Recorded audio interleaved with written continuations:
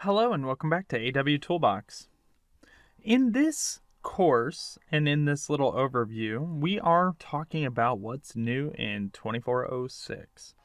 Most of the changes in Teamcenter 2406 and Active Workspace are about Active Workspace. So we're going to silo into this client here and really focus in on the changes that Siemens has made to this already fantastic client.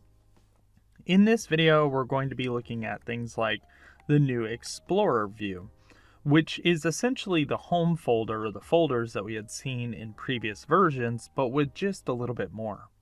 We're also going to be taking a look at, when we open this, how buttons and commands and toolbars have been rearranged in the system to give you better access and better interactivity with that data. So things like the home folder is now underneath the Explorer folder, and that the breadcrumbs are now across the top in their own isolated area up here.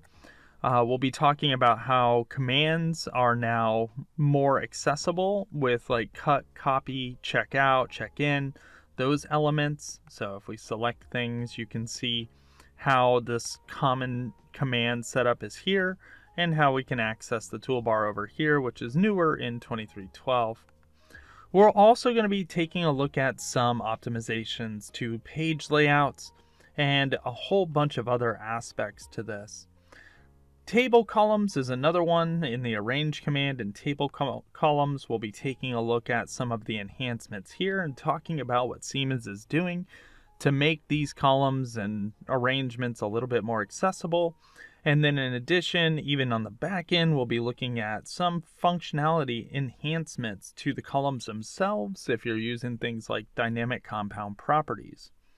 So there's a lot to do with updates inside of 2406, everything from the Active Workspace client to Deployment Center to other aspects of this software.